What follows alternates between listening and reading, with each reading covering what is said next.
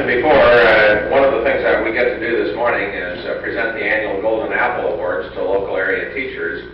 And Linda Garlinger, the chairperson of our Community Affairs Council, is going to make those presentations. So with no further ado, I'll turn it over to Linda. And Robin, are you? Oh, okay.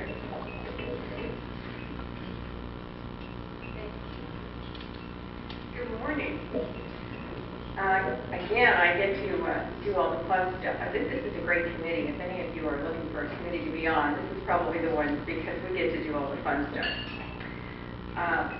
Honoring teachers, today we selected 3 that we're going to give awards to that exemplify all teachers. I think all teachers deserve awards. If you think back through your lifetime, people that have had an influence on you, that have motivated you, that have challenged you, people that are your most memorable throughout your life, I'm sure there are teachers among them. And so today, it's just a great pleasure to not only draw attention to education, but to honor some very outstanding teachers in the Leavenworth community. Our first award winner is a first grade teacher who, for 25 years, has introduced first graders to the joys of school. She not only helped them master basic skills in reading, writing, and math, but has helped them become curious and independent learners. She's devoted to all of her first graders. When you enter her room, you're greeted with a warm and inviting environment of constantly changing themes, from fairy tale characters to circus tents. Students have studied animal life cycles by watching chickens hatch in an incubator. They've practiced measuring techniques by baking cookies or pancakes, and studied Thanksgiving history by creating an outline of the Mayflower on the playground. No project is too daunting. Her greatest joy comes from watching her students develop strong reading skills and a love of reading. Books are always available and are used to teach every concept and every subject. She was truly honored to receive a copy of an essay written by a former student which identified her as the teacher that made the student into an avid reader.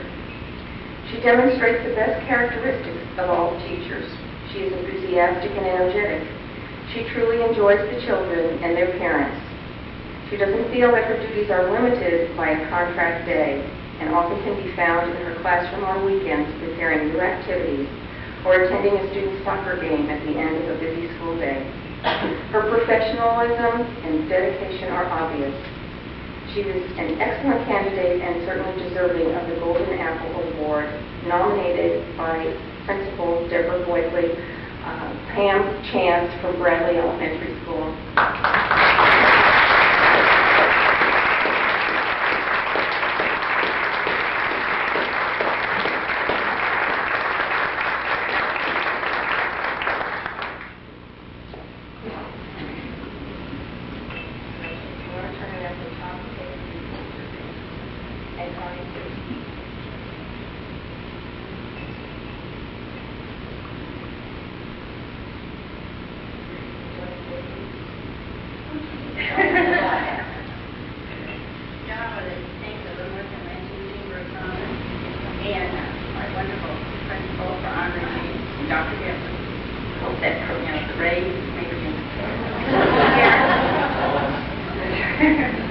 And my wonderful family, my husband, and my 2 daughters I'm very proud of, have endured a first grade teacher of 25 years.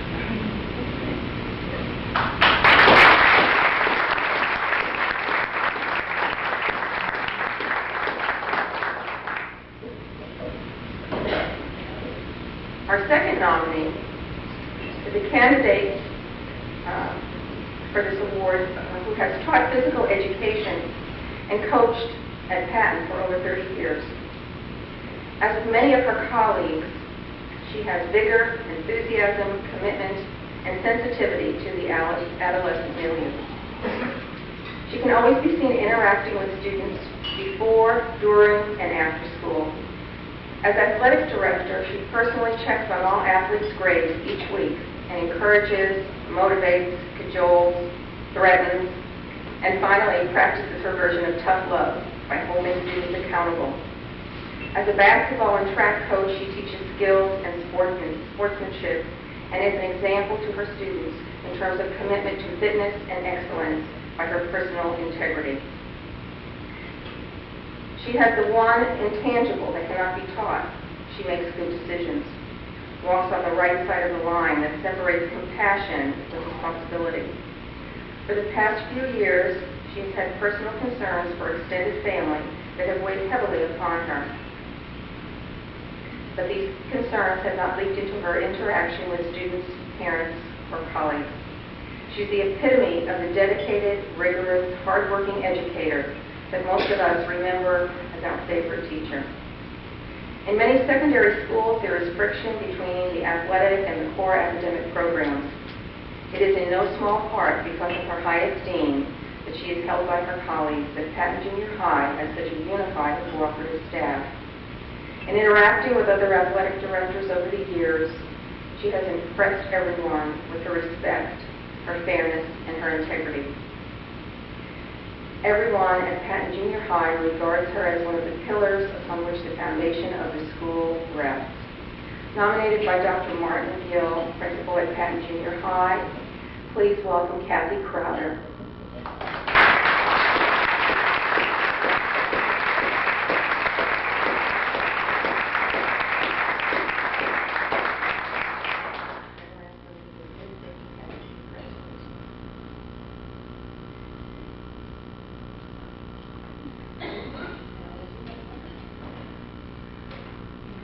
In front of people lots of times, but I sure am nervous now. Thank you, the Chamber of Commerce, Dr. Devlin, Dr. Gill, you never amaze me with your ability with words. It has been a pure joy and delight for the last 33 years to represent Fort Leavenworth School District. Thank you.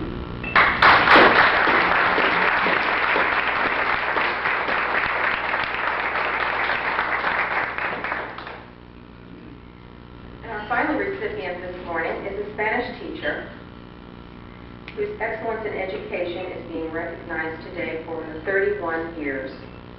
She is an exemplary teacher, which is affirmed by some of the direct quotes from her students. Since the day I came into her class, I felt her love for what she does. Her kind words, helpful and giving heart have made her one of my favorite teachers. Her dedication to the students makes her a cut above others. I love her and am thankful for all she has done for me in and out of the classroom. Another student says, for all the years I have been at LHS, she has been a wonderful and caring instructor. Not only is she fully committed to teaching her students well, but she's made a personal, emotional investment in each and every one of her pupils. She truly desires to see all of her students succeed in both the classroom and in life, and she does her utmost to ensure that they do. She has taught us and loved us as individuals in every way she knows how.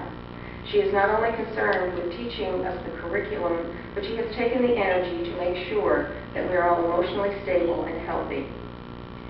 She has allowed me the great privilege to come into her seminar and speak Spanish with some of the foreign students. It has given me a different view on life, as well as opening new doors to friendship. Many times we as a class have discussed our problems, and she has helped us through difficult times. She is the only teacher that I developed a student-teacher relationship with. She is the only one that I would consider a friend. She cares for her students more than any teacher I know. She's easygoing, very carefree. She really wants us to succeed in whatever we do in life. And even though she may get on our case sometimes, she's doing it because she is trying to teach us about the facts of life in the real world. I love her. She is the apple of my life, and she is down to earth. Nominated by her principal from Leavenworth High School, Jim Van Manen, please give a warm round of applause to Yvonne Martin, the Spanish teacher at Leavenworth High School.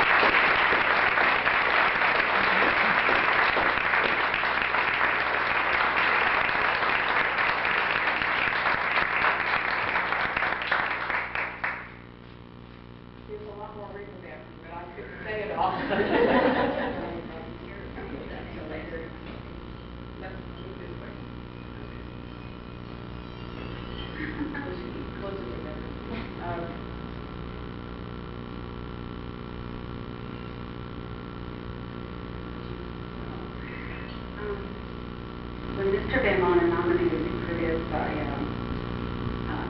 no. When he came in the classroom and I said, "You've been chosen," I said, "Mr. Van Manen, I don't do this well." I thank him for everything he has given me for the past 10 years. We're certainly going to miss him at Leavenworth High School. We're going to miss his every day coming into the classroom and checking up on all the students and us. But every day was a challenging day because we knew Mr. Van Manen was going to come around. In regards to my students and loving them, my husband had many little things that he said, "Make sure you tell them this." And one of them was that he said, "You know, Yvonne, we need to buy this great big fantastic house and bring all your students home." The other one was that it was only maybe a couple of years we had been married, mine was a couple of years. I'd forget to pick up my paycheck.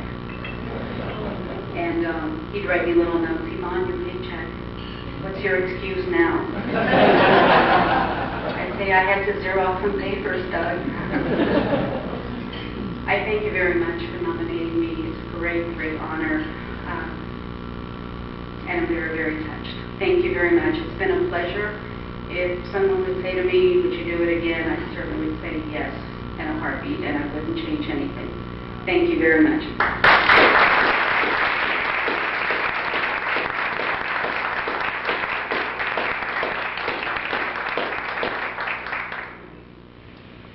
I'd also like to thank Senator Gilstrap. He brought some gifts this morning to give out and decided that he would just give them to the recipients of the Golden Apple Award. On behalf of the Community Affairs Council, thank you, and please join me in a round of applause for all of our teachers.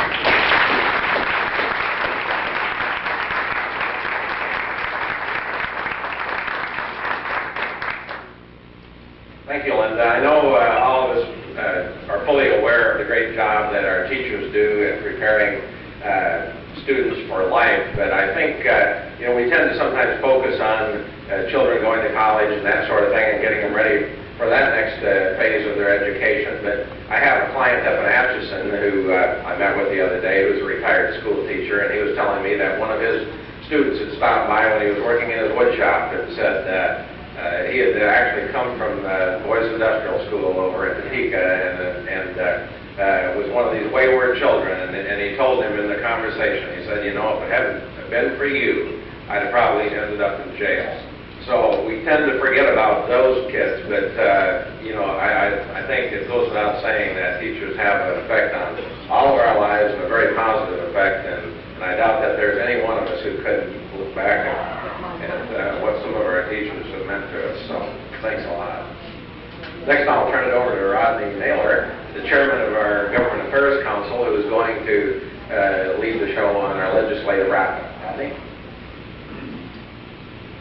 Thanks, Jim. And thank you again for everybody being here this morning. And I'd like to express my thanks to our local legislators for being here today to give us a wrap-up of the recently ended session in Topeka. The schedule kind of go like this. We'll give each of the legislators a few minutes to talk about the session, and we'll save some time at the end for questions. First up is Senator Mark Gilstrap. Thank you very much, Rodney. I'd like to take this opportunity to thank the sponsors of this event here today. I'd also like to thank all of you that take time out of your busy schedules for being here. And especially I'd like to thank our honored teachers. I'd like to also thank my colleagues that were able to show up here today also. It is truly a privilege for me to be here today. And I'll be brief, because I know the last time I was here I kind of spoke over my time and got reprimanded for that. But anyhow, I won't really go over too much that you already know about the Kansas State budget. I want to leave time for my colleagues that are going to be up for re-election. Probably talk more on that. The 2002 legislature finished work, we hope, about 3:30 a.m. last Friday morning. I'm still trying to get caught up on my sleep. Drove home that night. I was heading down I-70 and I take the 435 north exit. As I took the exit, by the time I got to the top of the hill, I couldn't remember where I was. I was so tired. I didn't dare blink because I was afraid I'd never open my eyes again. But that's the price you get, that you have to pay to get the big bucks up there in Topeka. We passed an approximately $235 million tax increase. We'll call that a revenue enhancement because we don't want to tell anybody it's a tax increase to fund the shortage in the budget. There was a lot of blood flowing on Friday morning, and not too many were left standing at the end. The 2003 legislature could be pretty dismal also, but hopefully the agencies and the departments will be extremely cognizant of their spending, and maybe the revenue consensus group that's appointed by the governor, maybe their revenues will be a little bit more conservative on the conservative side. So with that, I'm going to shut up and sit down and let my colleagues speak and leave more time for question and answer. Thank you very much.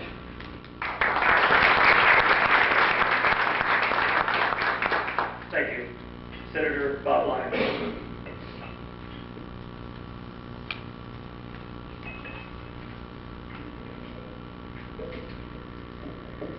It was the best of times, it was the worst of times.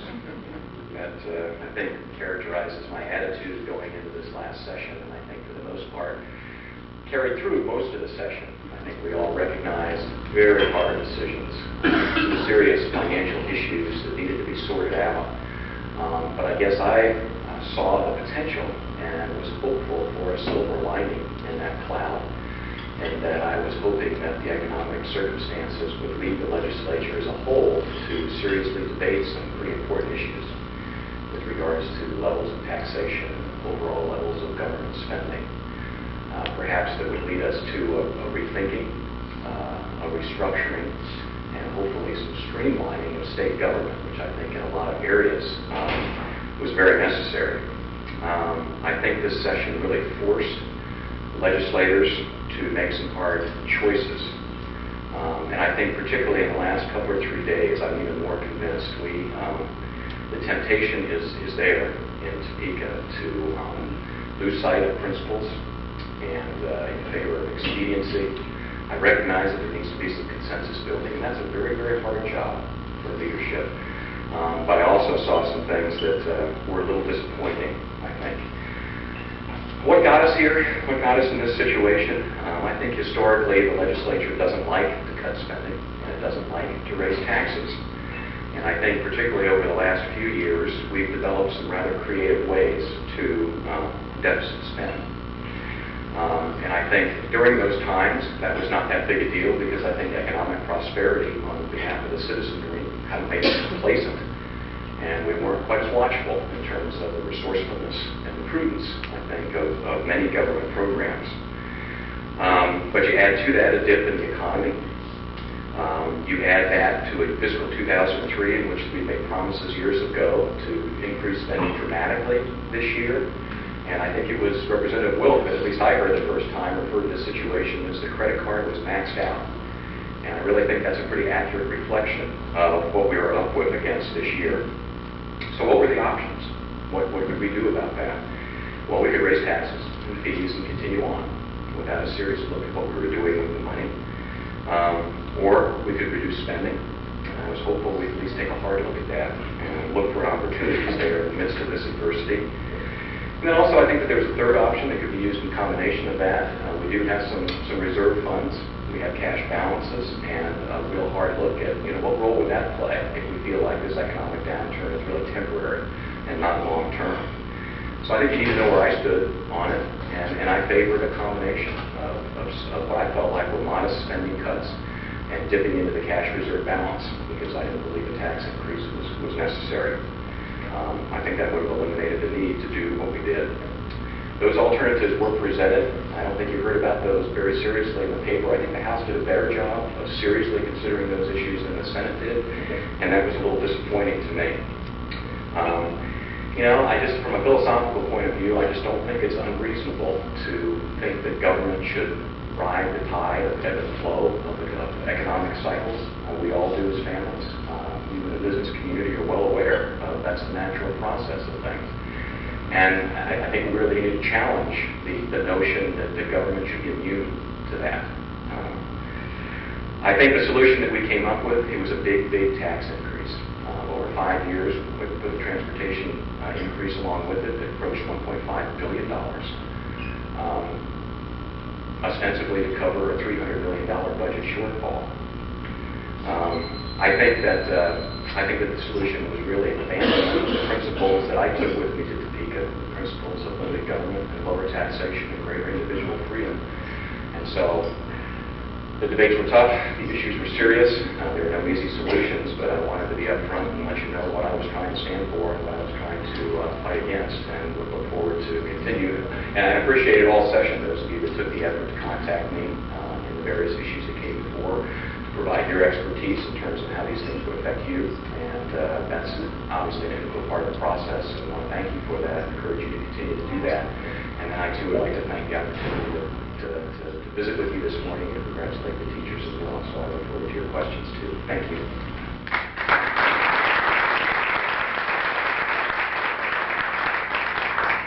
Thank you. Representative Candy Rowe.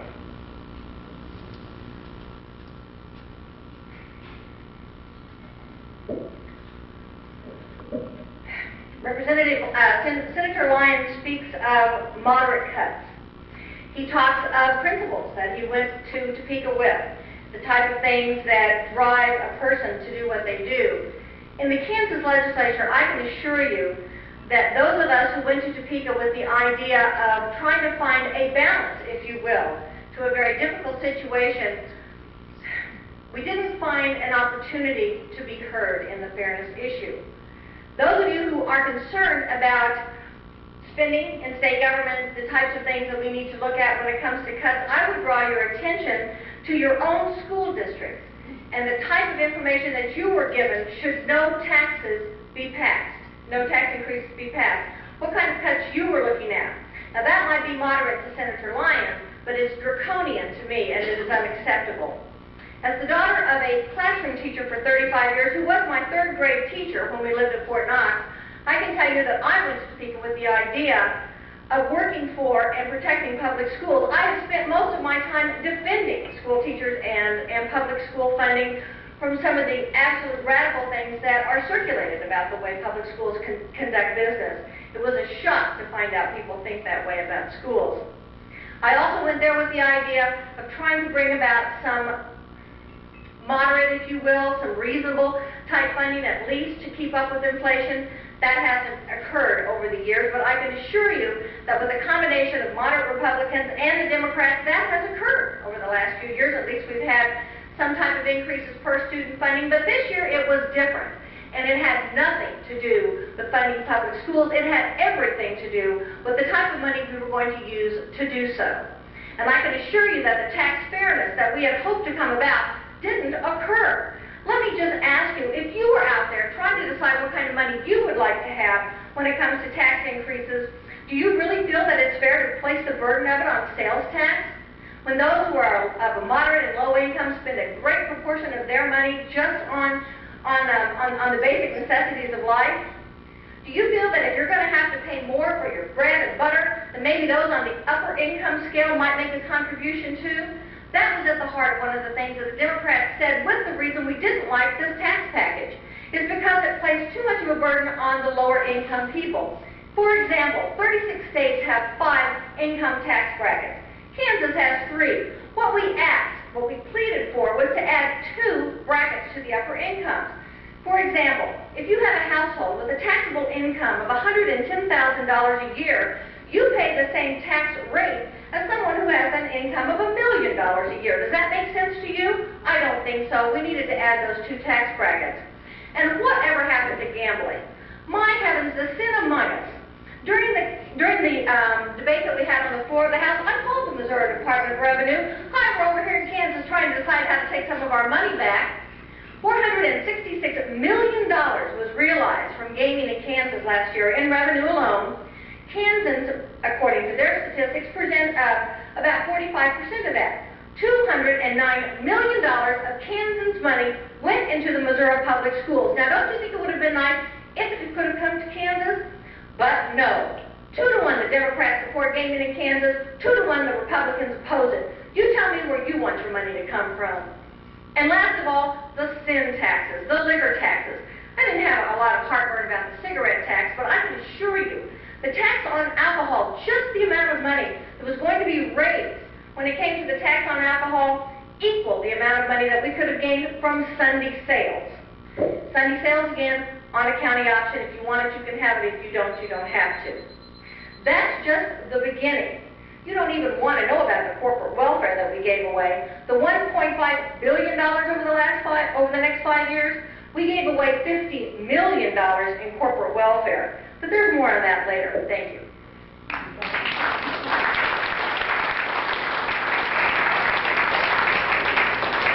Representative Kenny Wilson.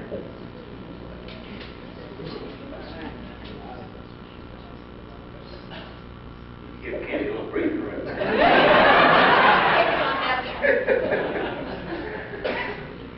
Say, Ruff, I can get you some water. Let me know.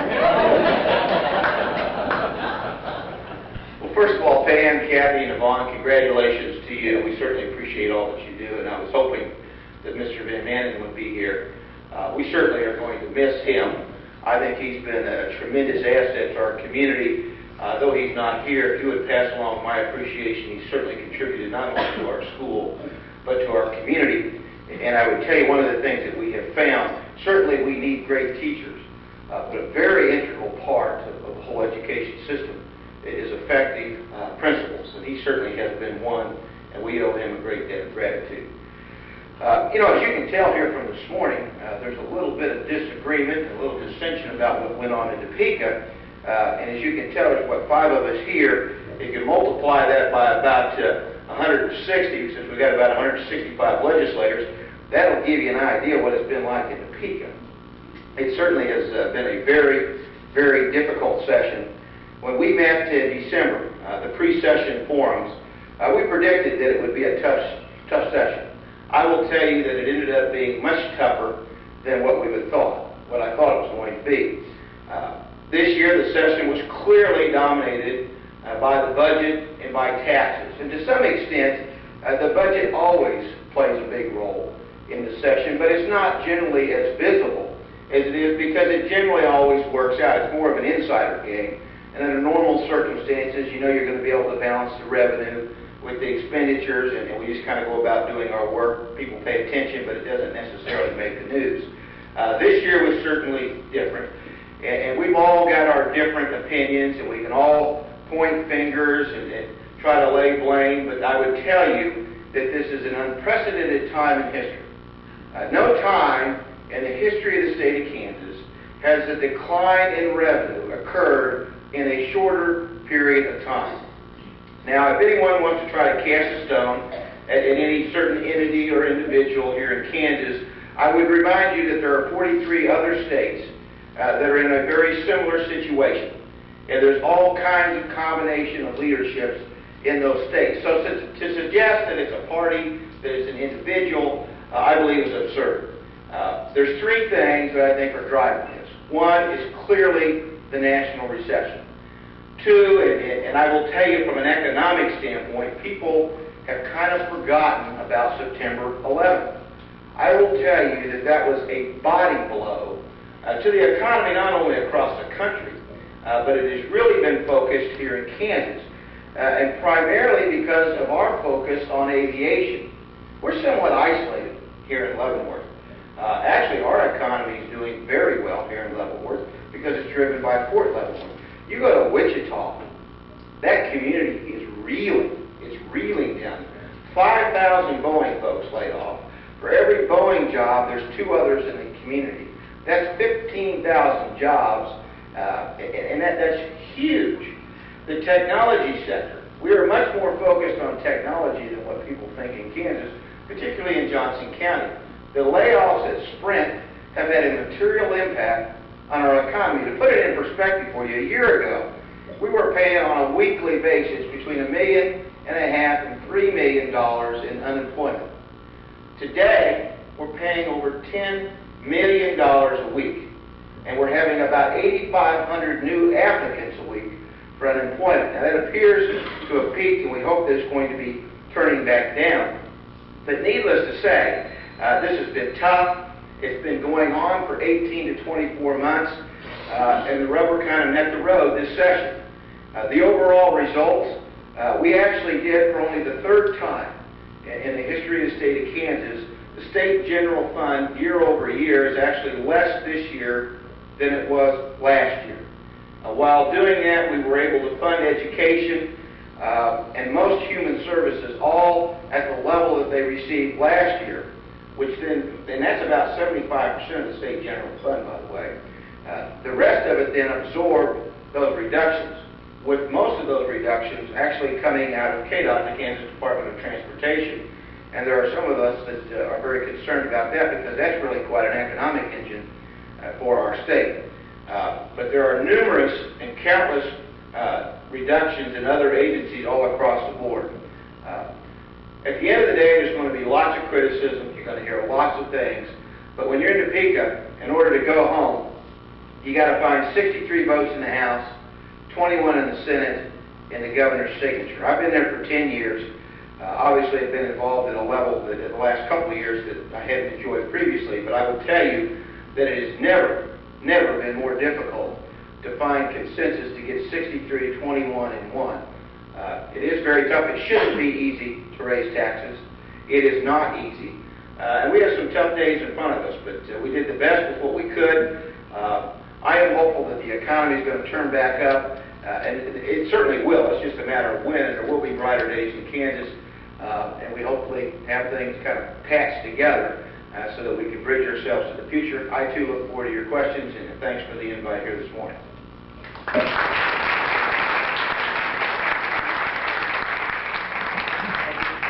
Representative Marty Crow.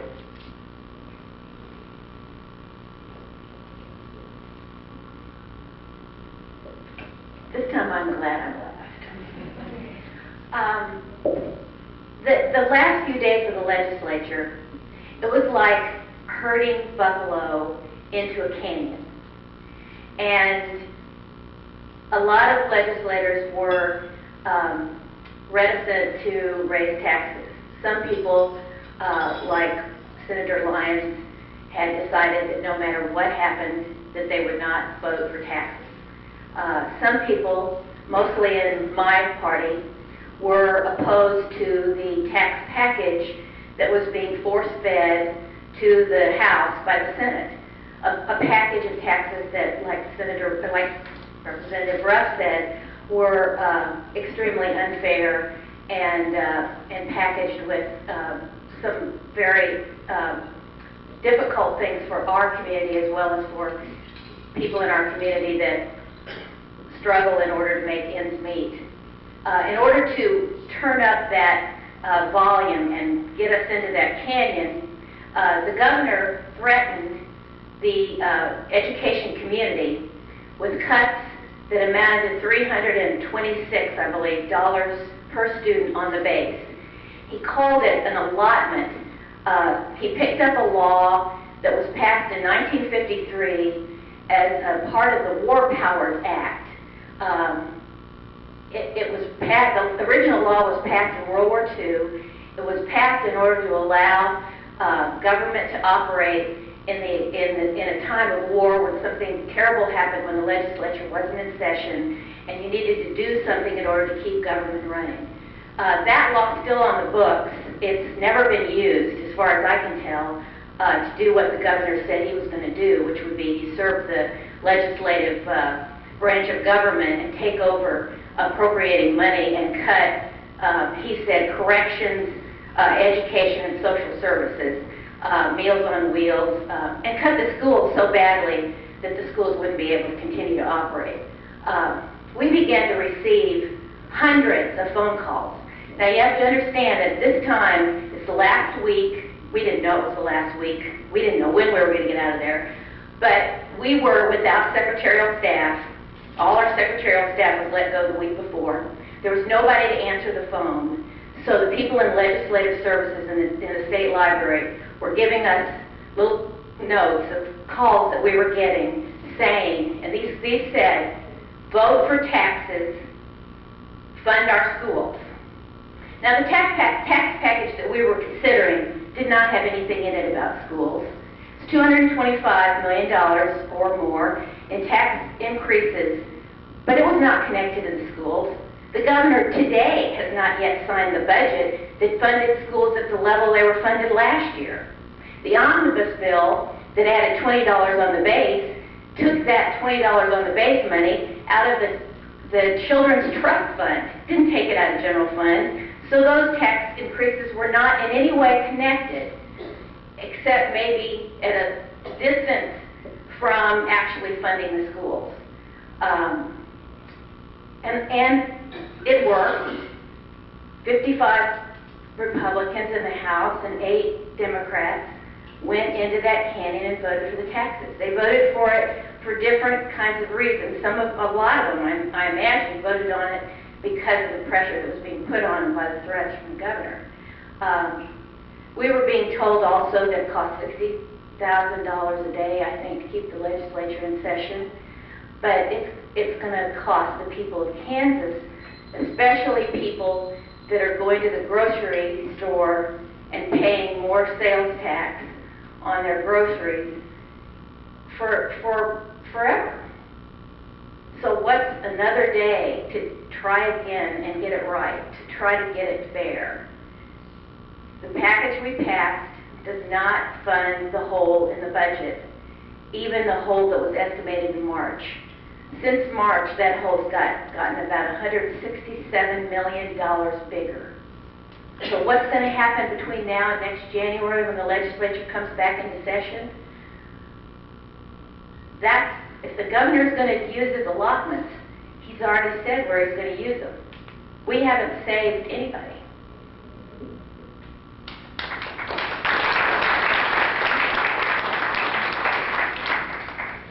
I'll open it up to questions now. If you'd like to stand and ask a question to a specific legislator or to the group as a whole, just let me know. Does anybody have a question? I'd like to pose a question to Senator Mike.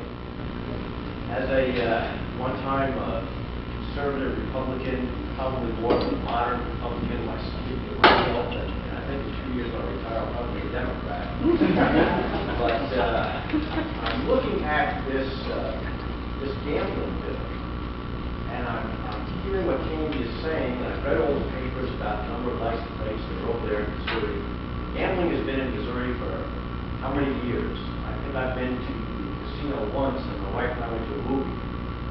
I'm not gambling. It appears to me what the legislature is doing is legislating morality, which I don't think is your job. And I'm concerned about the tax dollars or these dollars that are going into Missouri to fund their education system while we have major holes in our system, or our social services, or wherever the dollars are being put. And can you speak to that?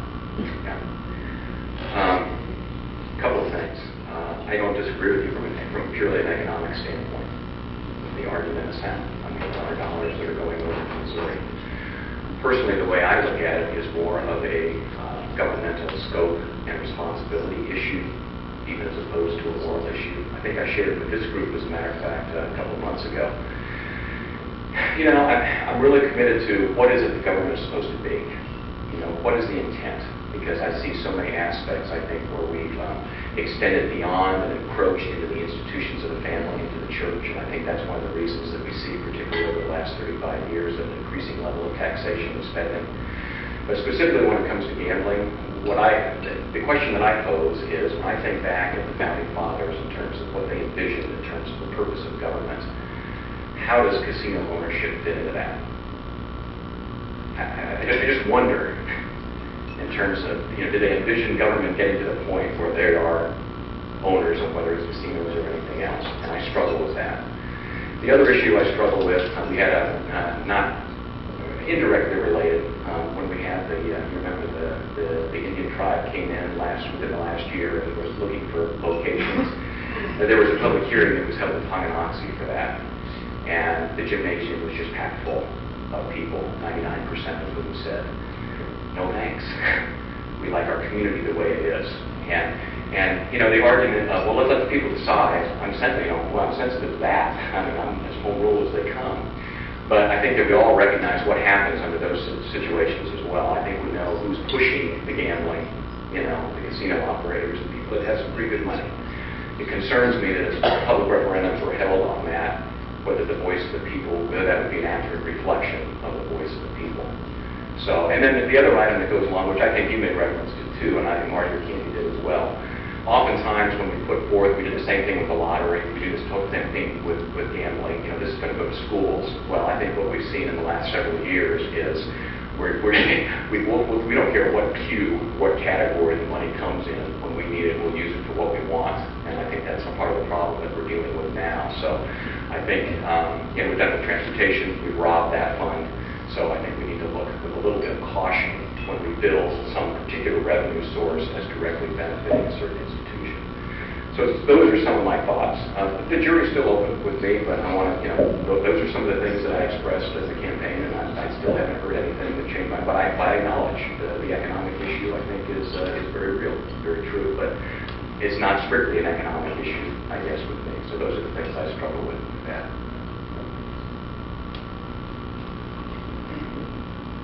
Just want to add a little something to that, if I may. I'm not going to speak in defense of Senator Lyon. He doesn't get enough job. But the Wyandotte delegation, 3 senators approached Senate President Dave Kerr and Majority Leader Lano Lean, Senator Kerr's from Hutchinson and Lano Lean's from Manhattan. And we had presented to them a tax package that included the gaming issue. And if you can imagine gaming making $70 to $100 million a year, stretch it out over 10 years and you got $1 billion, and what can you use that money for? Well, he would not allow us. The gaming bill passed in the House, 63 votes. It came into my Judiciary Committee. It used to come in our Fed and State Committee, but he put it in our Judiciary Committee because he knew it wouldn't pass out of there. I think we had the votes on the floor to get it passed. I ask you this one thing. Dave Kerr runs for governor, and he says he may. Remember that he would not allow us to bring this issue to the Senate floor and possibly pass it out. We didn't need Senator Lyon's vote. We had the votes. We keep that in mind. Dave Kerr, Hutchinson. Thank you.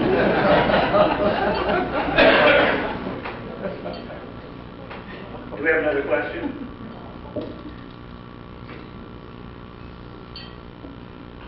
Sure, with somebody else. Not necessarily a question, but I want to thank Senator Mark Gilstrap for your newsletter that you've been sending me on email to periodically update us on what's going on in Manhattan. I really appreciate that. About the second or third vote, try to come up with a reason of how you got my email address. If you'll remember the last legislative update, you have a drawing here. And my wife thanks you for a beautiful crystal butt cake. So then that answered my question. I know how you got that address. I do thank you. Happy to do it. A good update.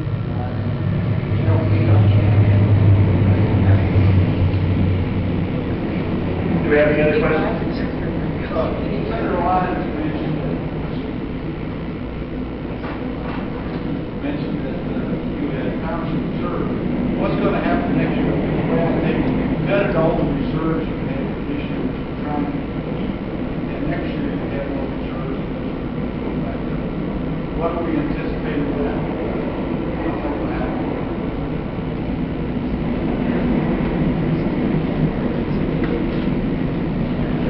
I think actually I'll probably let maybe Kenny talk more specifically about the nuts and bolts of how that, I guess, again, from a philosophical point of view.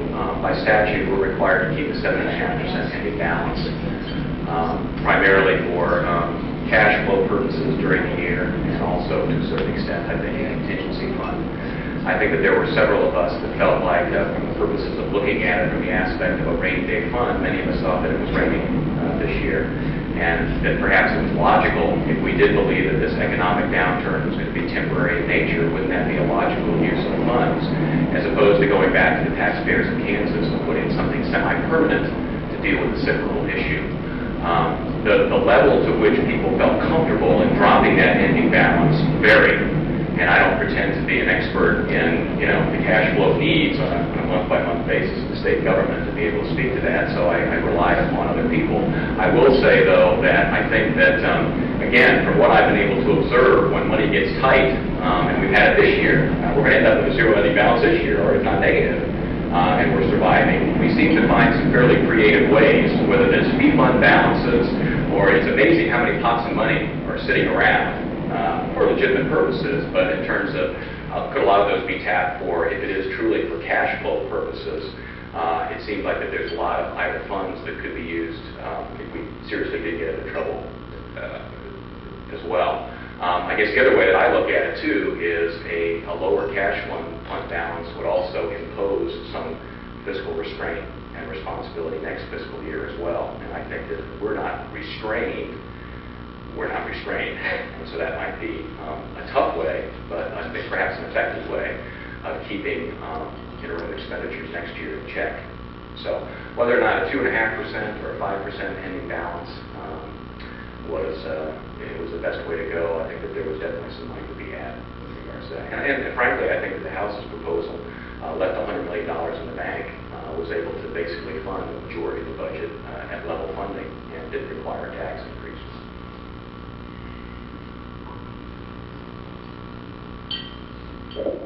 Things aren't going fine.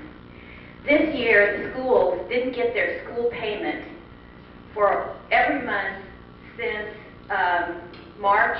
They didn't get it in December. They got a half payment because the state didn't have enough cash to pay the schools. They got all those payments late, and they had to manage their budgets without getting their money on time. Special education money to the schools wasn't sent out on time several times. There was a week in early April when the first day of the week, the state had $3.8 million in the bank, and on Friday they had a $17 million payroll due for the state. And they didn't know whether they were going to be able to make payroll. This is not something that leaving less of an ending balance this next year is going to make better. We left the 7.5 supposedly ending balance last year. That's not a rainy day fund. That's cash flow, just like you use in your businesses so that you can make your payments every month when they come due. The state decided not to do that as well next year as we did this year. This year we didn't do well, so it's not going to get better. As far as unencumbered money, some of the unencumbered money that we're using is the Children's Trust Fund that was set aside for children's programs in every community so that we could, even in times of bad economy, we could still take care of our children. The Senior Trust Fund, money that flows to us from the federal government to use for nursing home needs and senior programs, tapped, borrowed. Do you believe it'll ever be paid back? Have we ever paid back the demand transfers? We borrowed or stole money from fee funds that are paid by businesses like yours into the state for certain purposes. We took all that money and swept it into state general fund. Yeah, we tapped all the reserves. If you want to call them reserves, I don't think people think that the fees that they pay to the state for certain purposes are meant to be reserves for the state to sweep out whenever they don't have enough money to cover things.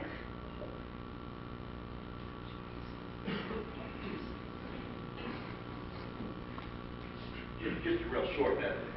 The Children's Initiative Fund is tobacco settlement money.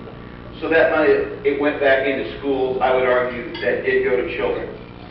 The Senior Care Trust Fund money that you heard about, the federal money, that can't be spent on anything other than those identified services within Medicaid, some mental health services. So those funds are being spent for the purposes that they were put there for, maybe in a little bit different fashion. They were certainly cash reserves, but they are being used in a defined fashion that they were to be used in. So I just wanted to clarify that. One thing I forgot to tell you, that's one-time money. $20 on the base gets paid for with one-time money. We didn't take interest off of the Children's Trust Fund and the Senior Trust Fund. We took principal out. Now, if you have a savings account and you take the money out, it's gone. Next year, how are we going to fund schools? We've spent one-time money. Those fee funds, one-time money.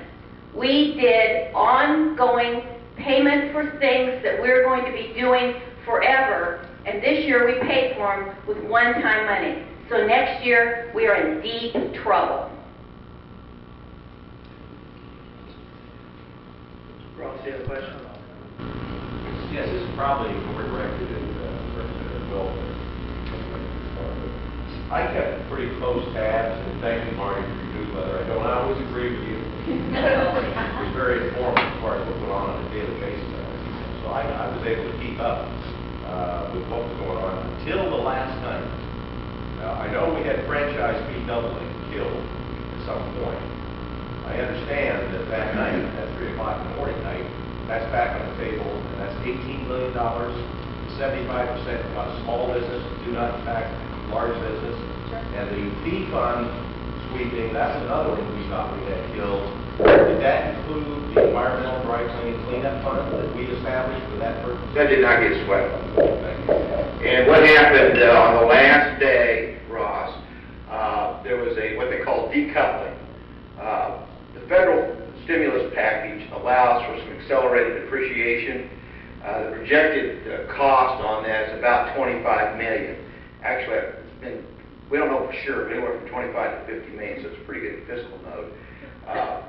There were some people that were, so that was going to get pulled away from the package, and the state was not going to go along with the accelerated depreciation.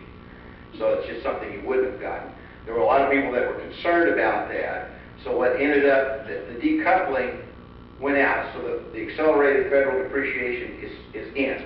It won't require you to file two different depreciation schedules. In exchange for that, the franchise fee, the corporate franchise fee was doubled. But I would remind folks, that has not been moved since 1972. If you're paying $20, you pay $40. The maximum right now is $2,500, so you pay $5,000. And it's been almost 30 years since that was moved. It was just, again, not desirable, but it was one of those items that were part of a package that no one liked. But it ended up getting 63 votes and 21 in the Senate. Can I follow up on that? Sure. When you double that, understand, when you double that for a corporation, small corporation, as Kenny said, it goes from $2,500 to $5,000. Hallmark pays the exact same amount as Ross Markle and Harris Clinton. Just like on the income tax, why didn't we look at higher brackets so that some of that load, more of that load, came off the businesses that can afford it? $2,500 to me is a big hit. The Hallmark cards, in the pan. They could afford it. It's a short comment. I think the corporate franchise fee is really going to hurt businesses. I think it's really going to hurt small businesses. And the biggest problem I had with the whole process was the nature of the process. The Senate never saw that aspect of the tax package until the middle of the morning on the last day. It had no public hearing. It had very little debate on the floor. And that's not the way to make tax policy for the state of Kansas. And that's what I meant by my comment for expediency in terms of the necessity for the 21 and the 63. Avoid making the hard decisions to the last 2 days. Try and line up your ducks and push the thing through without a serious look at what is our philosophy with regards to equity, with regards to economic consequence, and obtain a consensus for doing that. I think something's got to change.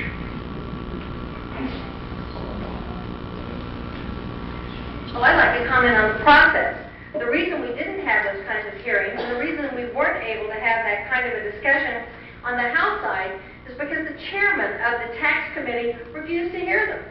He came into this session knowing that we were about $200 million short and said, no bill, no discussion would be on any taxes that would be raised. He refused to talk about the tax brackets. He refused to talk about the decoupling issue. And basically, the only thing he did want to talk about were some of the things that did occur.